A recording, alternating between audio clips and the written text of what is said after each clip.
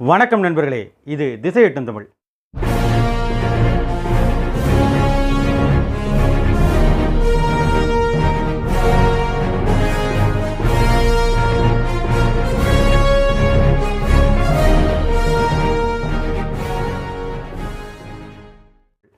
இந்த சேனல் வழியாக நம்ம நிறைய புத்தகங்களையும் எழுத்தாளர்களையும் அறிமுகம் செஞ்சுருக்கோம். அந்த வகையில் இன்றைக்கி நம்ம படிய புத்தகம் என்ன அப்படின்னா, அம்பேத்கர் வாழ்க்கை வரலாறு. அம்பேத்கர் வாழ்க்கை வரலாறு தனஞ்சை கீர் எழுதின இந்த மராட்டிய மூலத்தை தமிழில் மொழிபெயர்த்திருக்காங்க. தமிழில் முகிலன் அப்படிங்கிறவர் மொழிபெயர்த்திருக்காரு. இது பெரியாரிய மார்க்சிய பதிப்பகத்தால் வெளிவந்திருக்கு.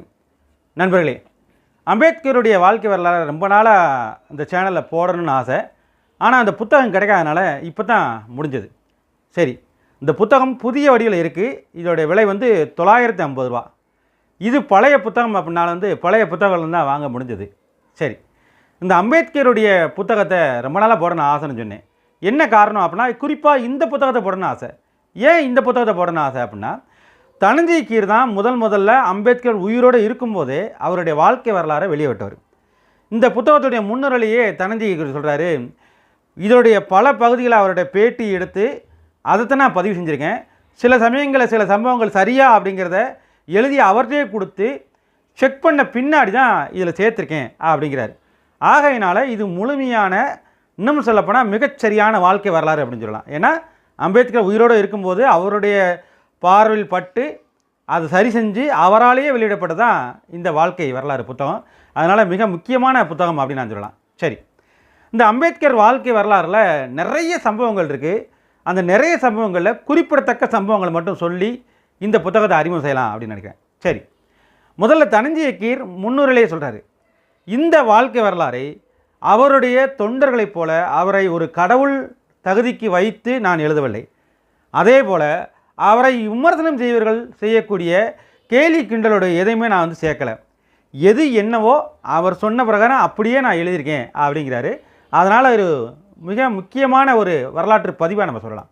சரி, அம்பேத்கர் வாழ்க்கை வரலாறு நிறையா இருக்குது, நம்ம நிறையா படிச்சிருப்போம். இருந்தாலும் சில விஷயங்களை சொல்லலாம் அப்படின்னு நினைக்கிறேன். இந்த விஷயங்கள் இந்த வாழ்க்கை வரலாறை முழுசாக படித்தா மட்டும்தான் தெரியும் அப்படின்னு நினைக்கிறேன். அம்பேத்கருடைய அப்பா பேர் ராம்ஜி, இது எல்லாருக்குமே தெரியும். அவங்க அப்பாவுக்கு 2 குழந்தைகள் தான் மிஞ்சினது. அந்த காலத்தில் என்ன சிக்கல் அப்படின்னா, நிறைய குழந்தைகள் பிறந்து இறந்து போயிருக்கு.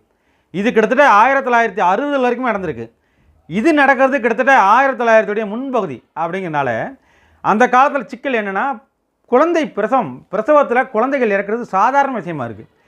அம்பேத்கருடைய அப்பா ராம்ஜியோடைய அப்பா இருக்கார் இல்லையா, அவருக்கு நிறைய குழந்தைகள் பிறந்து அதில் 2 மட்டும்தான் மிஞ்சிருக்கு. ஒன்று ராம்ஜி, இன்னொன்று மீரா. அதாவது அம்பேத்கருடைய அப்பாவும் அவங்களுடைய அத்தையும் மட்டும்தான் உயிர் பிழைக்கிறாங்க. 2 குழந்தைகள் மட்டும்தான்.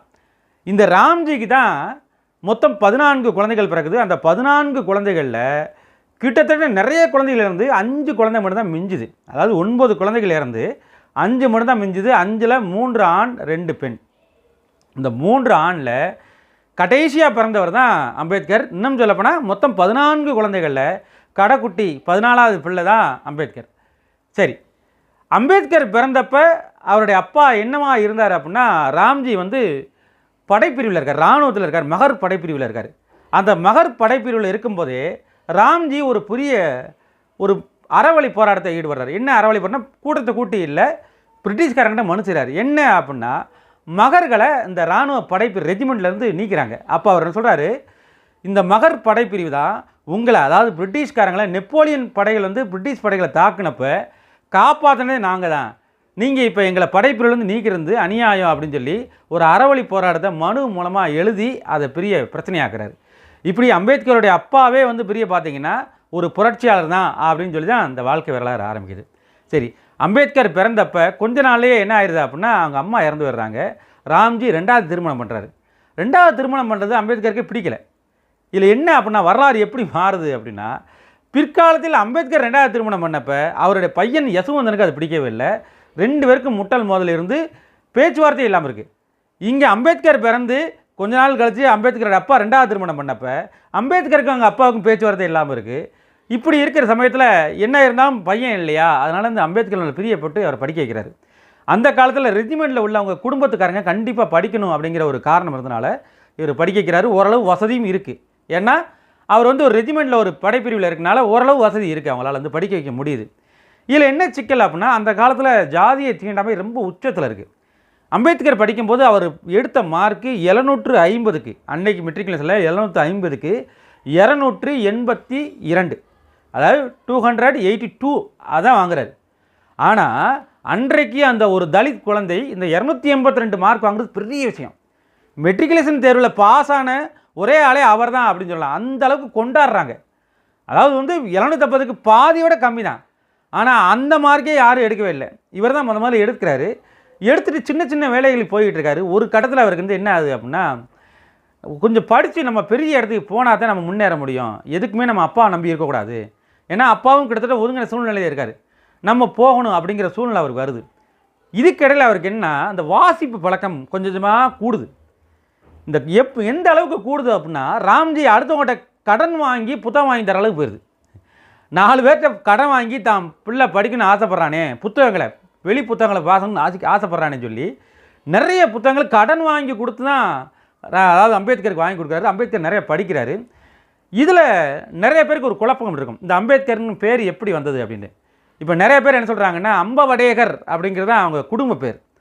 இன்னமும் பார்த்தீங்கன்னா நீங்கள் ஸ்டேட் பேங்கில் எல்லாமே பார்த்தீங்கன்னா first name, second name, sir நேம்னு கேட்பாங்க. நம்மளுக்கு கடுப்பாக இருக்கும், இதனால் 3 வகையான பேர் கேட்குறாங்க. தமிழ்நாட்டில் இதுக்கு சம்மந்தமே கிடையாது. செல்வராஜ்னா செல்வராஜ் தான், ஃபஸ்ட் நேம் தான், செகண்ட் நேம் தான், தேர்ட் நேம் தான்.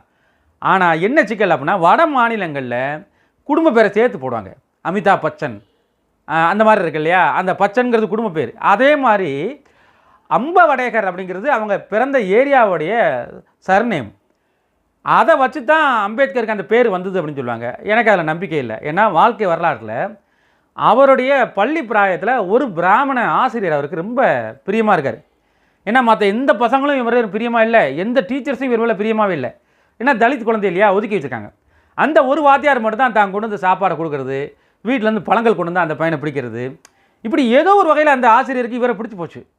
அதனால் அவர் என்ன செய்கிறாருன்னா, முதல்ல பேர் எழுதும்போது, ரிஜிஸ்டரில் பேர் எழுதும்போது தன்னுடைய குடும்ப பேரான அம்பேத்கர் அப்படிங்கிற பிராமண குடும்ப பேர் அம்பேத்கர்னு பேர், அந்த பேரை சேர்த்து தான் அவர் என்ன அம்பேத்கர் பீமாராவ் அப்படிங்கிறது என் பேர், அம்பேத்கர் சேர்த்துக்கிறாரு. பீமாராவ் அம்பேத்கர் அப்படின்னு தான் முதல்ல பதிவு செய்கிறாரு. இதில் நிறைய பேருக்கு குழப்பங்கள் வருது. என்ன குழப்பம் வருதுன்னா, இல்லைங்க அவர் பிராமண ஆசிரியர் சொல்லலாம் அவர் போடலை அப்படிம்பாங்க. ஆனால் நான் இன்னொரு உதாரணம் கொடுக்குறேன். காந்தி அம்பேத்கர் மோதல்னு சொல்லி தோழர் அருணன் ஒரு புத்தகம் எழுதியிருக்காரு. அந்த புத்தகத்தில் காந்தி அம்பேத்கர் சந்திப்பை பற்றி எழுதும்போது காந்தி முதல்ல அம்பேத்கரை பார்க்கும்போது சொல்கிறாரு, நீங்கள் தாழ்த்தப்பட்டன்னு எனக்கு தெரியவே தெரியாது. ஏன் அப்படின்னா, இது வரைக்கும் நான் அம்பேத்கர் அப்படிங்கிற பேரை கேள்விப்பட்டு அவர் ஒரு பெரிய புரட்சியாளர்னு கேள்விப்பட்டிருக்கேன். நான் யாரோ பிராமணர் வந்து தலித்துக்களுக்காக போராடுறாங்க அப்படின்னு நான் நினச்சேன் அப்படின்னு காந்தியே சொல்கிறாரு. அப்போ அவர் சும்மா சொல்லியிருக்க மாட்டார் இல்லையா, அந்த பேர் வந்து யாரோ பிராமண பேர் தான் அப்படின்னு அவருமே நினச்சிருக்காரு. இன்றைக்குமே சில பேர்களை பார்த்திங்கன்னா நம்ம சாஸ்திரி அப்படின்னு சொல்லும்போது வந்து அது பிராமண பேர்னு நம்ம பேரை வச்சே கண்டுபிடிச்சலாம். அதே மாதிரி தான் காந்தி என்ன நினச்சிருக்காருன்னா, அம்பேத்கர் அப்படிங்கிற ஒரு பிராமணர் தான் தலித்துகளுக்கு உதவி செஞ்சுருக்காரு அப்படின்னு அவர் நினைக்கிறாரு. ஸோ அம்பேத்கர் அப்படிங்கிற பேர் வந்து பிராமண பேர் தான் அப்படின்னு நம்மளுக்கு இது மூலமாக தெரியுது. அவருக்கு பிடிச்சி போனனால அந்த பேரை எழுதுகிறாரு. பிற்காலத்தில் அந்த பேரே நிலச்சிருது, பீமாராவுங்கிற பேரே மறந்து வருது, பிஆர் அம்பேத்கர் தான் போடுறோம் நம்ம வந்து. ஆகையினால இவருக்கு பிடிச்சி போய் அந்த பேரை அந்த ஆசிரியர் முதல்ல ரிஜிஸ்டர் எழுதி பின்னாடி அதுவே பதியாகி அவருக்கு அந்த பேரையோட புழங்கிறாரு. சரி, பின்னால் படித்து நிறைய படித்து என்ன செய்கிறாரு அப்படின்னா, வெளிநாட்டுக்கு போய் படிக்கணும்னு ஆசை இருக்குது, ஆனால் கையில் காசு இல்லை. சரி அப்படின்னு சொல்லி பிஏ உள்ளூரில் முடிச்சிடறாரு. வெளிநாட்டுக்கு போய் படிக்கணும்னு ஆசை. அப்போ தான் என்ன செய்கிறாருன்னா, பரோடா மன்னர்கிட்ட அவர் ரெஜிமெண்ட்டில் இவர் வேலை ஆக்குறாரு அம்பேத்கர். பரோடா மன்னர் அனௌன்ஸ் பண்ணுறாரு. என்ன அனௌன்ஸ் பண்ணுறாருன்னா, நாங்கள் வெளிநாட்டுக்கு போய் படிக்கணும்னு ஆசைப்படுற மாணவர்களுக்கு உதவி செய்கிறோம் அப்படிங்கிறாரு. ஆனால் பரோடா மன்னர் ஒரு கண்டிஷன் போடுறாரு, நீங்கள் படிச்சுட்டு வந்து சும்மா இருக்கக்கூடாது, இங்கே வந்து அந்த கடன் கழிக்கணுங்கிறாரு. எப்படி அப்படின்னா, நான் 10,000 கொடுத்து உன்னை படிக்க வைப்பேன், நீ வெளிநாட்டு போய் படிச்சுட்டு டிகிரி வாங்கிட்டு ஏன்ட்ட வந்து 10 வருஷம் இருந்து கடன் கழிச்சிட்டு தான் போகணுங்கிறாரு. அம்பேத்கருக்கு எப்படியாவது உள்ளே போய் சேர்ந்தா சார் தான் அப்படின்னு நினச்சிட்டு அதை ஒத்துக்கிட்டு அவர் இங்கிலாந்து போகிறாரு. எல்லாம் படித்து முடிச்சு இங்கே வந்து இங்கே வேலை பார்த்தா இங்கே அதை விட சிக்கல். என்ன சிக்கல் அப்படின்னா, பரோடா மன்னருடைய அந்த அமைச்சரவை இதில் வேலை பார்க்கும்போது, அஃபிஷியல் அலுவலக பணி வேலை பார்க்கும்போது யாருமே மதிக்க மாட்டேறான். ஏன்னா தலித் இல்லையா, ஒரு ஃபைலை கொடுத்தா கூட கையில் தர மாட்டேறான், தூக்கி டம்முன்னு போட்டு போகிறான். அவர் எந்திரிச்சோடனே அந்த சேரை துடைக்கிறாங்க, அவர் போனோடனே அந்த இடத்த வாஷ் பண்ணுறாங்க. இவருக்கு வந்து ஒரு கட்டத்தில் என்னடா நம்ம சின்ன பிள்ளைகள் படிக்கும்போது இந்த அக்கப்போர் பண்ணாங்க, இப்போ படித்து முடிச்சிட்டோம், படிப்பு தான் ஒரு தகுதி நினச்சோம், படித்து முடித்த பின்னாடி இப்படி பண்ணுறாங்களே அப்படின்னு சொல்லிட்டு அவருக்கு ரொம்ப ஆத்திரமாகவும் இருக்குது, ரொம்ப எரிச்சலாகவும் இருக்குது. தன் வாழ்க்கையில் பின்னாடி வந்து அம்பேத்கர் சொல்கிறாரு, நீங்கள் ஏன் சிரித்த மாதிரி ஒரு ஃபோட்டோ கூட இல்லை அப்படின்னு கேட்டப்போ அம்பேத்கர் சொல்கிறாரு, என்ன செய்கிறது, நான் வாழ்க்கையிலேருந்து முட்டி மோதி எதுக்கு எடுத்தாலும் போராட வேண்டிய சூழ்நிலை இருக்குது, என்னால் எப்படி சிரிக்க முடியும் அப்படிங்கிறாரு. பின்னாளில் தன் நண்பர்களை நிறைய பேர் இழந்து நண்பர்களே இல்லாத சூழ்நிலை தான் அம்பேத்கர் இருக்கார். ஏன் அப்படின்னா அவருடைய கொள்கைக்கு உடன்படாதவங்களை பூரா வந்து தள்ளிவிட்டு போயிட்டே இருக்கார். எனக்கு இதுதான் கோல், இது போகிறேன், கூட இருக்கவங்க இருங்க, இல்லாதவங்க போங்க அப்படின்னு சொல்லும்போது இல்லாதவங்க போயிடுறாங்க, தனிச்சு விட போகிறாரு. சரி, அதற்கு பின்னால் என்ன செய்கிறாரு அப்படின்னா, இங்கேருந்து வெறுத்து போய் கொஞ்சம் பணம் சேர்த்து ஒரு 5000 ரூபா பணத்தை சேர்த்து அதுக்கப்புறம் அவர் வந்து அமெரிக்கா போகிறாரு. அங்கே நிறைய பட்டங்களை வாங்குறாரு. இதில் ரொம்ப சுவையான சம்பவம் என்னென்னா, இங்கிலாந்தில் இருக்கும்போது அவருக்கு கேட்குறாங்க எங்கே ரூம் வேணும்னு கேட்குறாங்க. லைப்ரரி பக்கத்தில் ஒரு சின்ன ஒரு பாத்ரூம் அளவு இருந்தால் போதும் அப்படிங்கிறாரு. இவர் ரூம்மேட் வந்து தத்தார் அப்படின்னு ஒருத்தர் இருக்கார். அவர் என்ன செய்கிறாருன்னா நைட்டு ஃபுல்லாக தூங்கிறாரு. அவர் சொல்கிறாரு, நைட்டு தூங்காமல் இருக்கும்போது என் ரூம்மேட் அம்பேத்கர் படிச்சுக்கிட்டு இருப்பார், நான் காலைல எந்திரிப்பேன் அப்பையும் படிச்சுக்கிட்டு இருப்பார், என்னையா மனுஷன் அப்படின்னு சொல்கிற அளவுக்கு படிக்கிறார். அங்கே போய் காரல் மார்க்ஸ் தங்கியிருந்த அந்த படித்த அந்த லைப்ரரியில் போய் படிக்கிறாரு. காலையில் லைப்ரரி திறந்தோன்னே போயிடுறாரு. போயிட்டு கின்ஸ் எடுத்து அந்த லைப்ரரியன் சொல்கிறாங்க, எல்லோரும் வெளியே போங்க, அம்பேத்கர் வெளியே போங்க, நான் சொல்கிற டைலாகே இதுதான் அப்படிங்கிற அளவுக்கு போயிருக்கு. அவங்களுக்கு வந்து கின்ஸ் எடுத்து அடிச்சுறாருன்னா பையில் வச்சு சொருகி பையே வந்து சட்டை பையே வந்து பிதுங்கிருது. அந்த கின்ஸ் எடுத்த பேப்பரால் வச்சு ஏன்னா வீட்டுக்கு கொண்டு போக முடியாது, வச்சு பிதுங்கிற அளவுக்கு தான் வெளியே போகிறாரு. போய் தான் பிஹெச்டிக்கு நிறைய தீசிஸ் பண்ணி நிறைய விஷயங்கள் பண்ணுறாரு. இப்படி பண்ணிக்கிட்டு இருக்கும்போது இந்து மதத்து மேலே ஒரு பெரிய கோவம் வருது. ஏன்னா இயல்பு தானே, இந்து மதத்தில் இருக்கக்கூடிய எல்லா ஜாதிகளும் அவங்க சமமாக மதிக்கிறாங்க, தலித்துகள் மட்டும் ஓரம் கட்டுறாங்கன்னு சொல்லும்போது எரிச்சல் வருது. அவர் எப்போ மதம் மாறுற சிந்தனை வருது அப்படிங்கிறதுக்கு ஒரு காரணம் சொல்கிறாங்க. என்ன அப்படின்னா, ஒரு ஊர்லேருந்து இன்னொரு ஊருக்கு போகணும், அந்த ஊரில் ஒரு ப்ரோக்ராமு, இவர் காரில் போகிறாங்க, இடையில அந்த ஒரு நதி போகுது, அந்த மகத் நதி. அந்த மகத் அப்படிங்கிற ஊரில் ஒரு பெரிய ப்ரோக்ராம் நடக்க போகுது. அந்த கிராமம் வந்து இந்த மகத் நதிக்கு அந்த பக்கம் இருக்குது. இவர் என்ன காரில் போயிடுறாங்க. அப்போ அம்பேத்கரை எல்லாருக்குமே தெரியும், படிச்சிருக்காரு, ஓரளவு பிரபலமாகிடுறாரு. காரில் போகும்போது திடீர்னு பார்த்தா எங்கேயோ மழை வந்து வெள்ளம் வந்து அந்த மகத் 6 நிமிஷம் பயங்கர வெள்ளப்பெருக்கு. எல்லோரும் விசாரிச்சோன்னு சொல்கிறாங்க, சார் 2 நாளைக்கு நீங்கள் தாண்டி போக முடியாது. இவர் என்ன செய்கிறாருன்னா, சரி திரும்பி போயிடலாம் பார்த்தா அந்த காலத்து கார்களை தெரியும் எவ்வளவு இருக்கும் அப்படின்ட்டு. இந்த மாதிரி ஸ்பீடு கிடையாது, வசதி கிடையாது, சாலை வசதியே கிடையாது.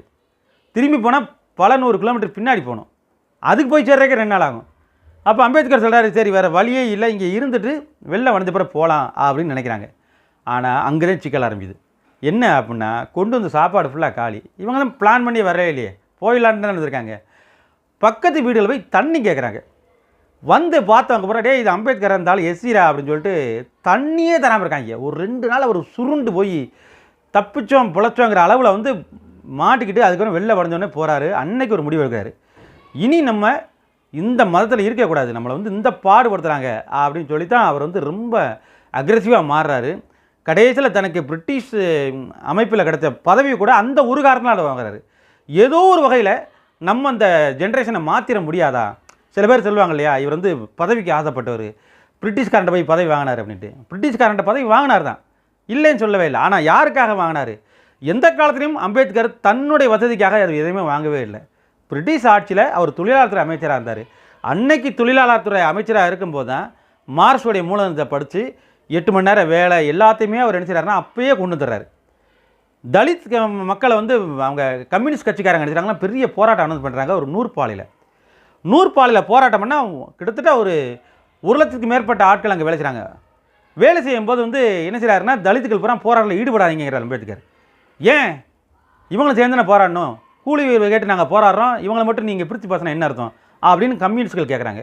அப்போ அவர் சொல்கிறாரு, இந்த தொழிற்சாலையில் கொஞ்சம் உயர் பதவி இருந்தால் கூட படித்தவனை கூட நீ தலித்துக்களை வந்து அவனை சேர்க்க மாட்டேற, நீ வந்து அந்த பதவிக்கு நீ சேர்த்துக்க மாட்டேங்கிற, கீழ்நிலை பணியாளரை மட்டும்தான் நீ தலித்துக்களை வச்சுக்கிட்டே இருக்கீங்க. உங்களுக்கு பதவி ஓரளவு பணம் இருக்குது, நீங்கள் ஒரு 10 நாள் கூட சமாளிக்க முடியும். ஆனால் அண்ணாடங்காட்சி இவன் எப்படி போய் 10 நாள் சமாளிப்பான், அதனால் என்னால் வந்து ஏற்றுக்கவே முடியாதுன்னு சொல்லி தலித்துக்களை அந்த போராட்டத்திலிருந்து விளக்க சொல்கிறாரு. இப்படி கடைசி வரைக்கும் போராடி ஒரு இடத்துல வந்து இந்தியாவுடைய சட்டத்துறை அமைச்சராக வந்த பின்னாடியும் தலித்துக்களுக்கான எல்லா வசதியும் வேணும்னு சொல்லி தான் போராடுறாரு. ஓரளவு கிடைக்கிது. ஏன்னா தனி மனிதன் அவ்வளோதான் முயற்சி பண்ண முடியும். இவருடைய அவ்வளோ பெரிய அளப்பரிய பங்களிப்பினால தான் இன்றைக்கி வந்து கூட்டு வாக்காளர் தொகுதி அப்படின்னு சொல்லுவாங்க, தனி தொகுதி அப்படிங்கிறாங்க இல்லையா, ரிசர்வேஷன் அப்படின்னு சொல்லி. அதாவது பொது தொகுதி இருக்கும், தனி தொகுதி இருக்கும், அதில் எல்லாரும் சேர்ந்து ஓட்டு போட்டு தலித்துக்களை தேர்ந்தெடுப்பாங்க. அதுலேயும் பல போராட்டங்களுக்கு பின்னாடி தான் இதை ஆரம்பித்தார். கடைசியில் வந்து என்ன செய்கிறாருன்னா, இவர் வந்து தன்னுடைய மனைவி இறந்த பின்னாடி சவிதா அம்பேத்கர் அப்படிங்கிற ஒரு பிராமண டாக்டரை கல்யாணம் பண்ணுறாரு. எதுக்கு அப்படின்னா, இறந்த பின்னாடி உடல்நிலை ரொம்ப மோசமாகிடுது, சக்கரை வியாதி வந்துடுது, பார்த்துக்கிறதுக்கு ஒரு ஆள் வேணும் அப்படிங்கிற அளவில் அவங்கள திருமணம் பண்ணுறாரு. அம்பேத்கருக்கு நிறையா குழந்தைகள் பிறந்து இறந்து போய் கடைசியில் ஒரே ஒரு பையன் மட்டும் தான் மிஞ்சினான், யசுவந்தன். அந்த யசுவந்தனுக்கும் இந்த 2ஆம் திருமணம் பண்ணவொடனே கசப்பு வந்துடுது, பிடிக்கல, அவன் தனியாக இருக்கான், 2 பேருக்கும் பேச்சுவார்த்தை இல்லாமல் இருக்குது. கடைசியில் இவர் கொல்லி வச்சதே யசுவந்தன் தான். கடைசியில் சொத்துக்களை பிரிக்கிறதுக்கும் 2 பேர் சபிதாவுக்கும் யசுவந்தனுக்கு பிரச்சனை வந்து கோர்ட்டு படியேற அளவுக்கு தான் போயிடுச்சு. வாழ்க்கையில் நிறைய சம்பவங்கள் இருக்குது. ஒரு பெரிய மேதை லெஜண்ட். அவருடைய புத்தகத்தை முழுசாக சொல்லிட முடியாது, ஒவ்வொரு அங்குலமாக வாசிக்கணும். இந்த புத்தகத்தையே கிட்டத்தட்ட நான் 10 ஆண்டுகளுக்கு முன்னால் நான் வந்து 2 முறை படித்து கின்ஸ் எடுத்து 10 ஆண்டுகளுக்கு பின்னால் இப்போ தான் புத்தகம் கிடச்சி நான் பதிவிடுறேன். நன்றி, வணக்கம். அவசியம் வாங்கி படிங்கள்.